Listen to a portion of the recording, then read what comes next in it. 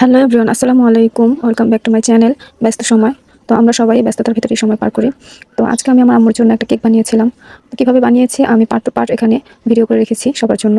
তো সংক্ষিপ্তভাবে আপনারা একটু দেখে নিতে পারেন। এভাবে বানালে কেক কিন্তু খুবই সফট হয়। তো আমি এখানে 4টা ডিম আর 4টা কলা, যেহেতু কলার কেক। আর এখানে আমি ময়দা নিয়ে নিচ্ছি এই বাটিতে। যেকোনো বাটিতে আপনারা যদি মগ বাটিতে মাপেন, তাহলে সেই মগ অনুযায়ী আপনারা যদি 1.5 কাপ ময়দা দেন, তাহলে সেখানে 1 কাপ চিনি দেবেন, 1 টেবিল চামচ বেকিং পাউডার আর 1 টেবিল চামচ কর্নফ্লাওয়ার। তো এই রেশিওতে যদি আপনারা করেন, তাহলে দেখবেন আপনাদের কেক খুবই সুন্দরভাবে ফুলেছে অ্যান্ড ইয়াম্মিও হয়েছে, খেতেও খুব ভালো লাগে। আর হ্যাঁ, এখানে আমি কিন্তু ভ্যানিলা এসেন্স দিয়েছি আর কি।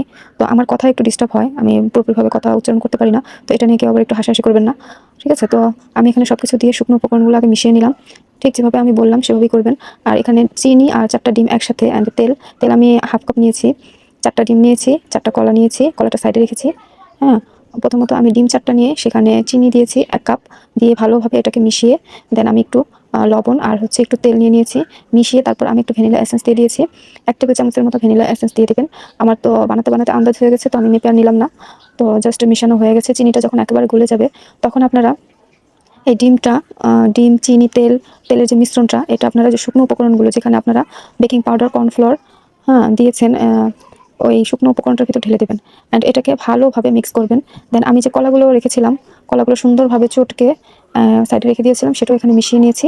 মিশিয়ে নেওয়ার পর আমি যেটার ভিতরে বানাবো, সেই মোল্ডের ভিতর একটু তেল ব্রাশ করে এখানে একটা পেজ নিয়েছি আর কি, পিসটা যেটা বলে, সেটা নিয়ে, আমার কাছে এমনি পেপার নেই, কেক পেপার, তো আমি যে কোনো একটা পেপার বিছিয়ে নিয়েছি।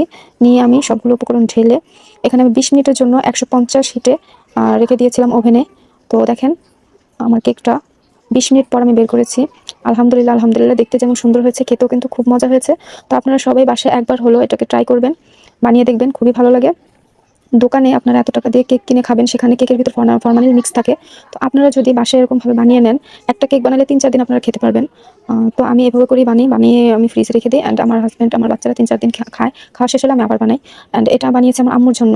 আমার আম্মুর পছন্দের খুব কলার কেক, তো ওনার জন্যই বানিয়েছি। তো আলহামদুলিল্লাহ, খুবই ভালো হয়েছে। অ্যান্ড হ্যাঁ, এখানে আমি একটু টুটি ফুটিও দিয়েছিলাম।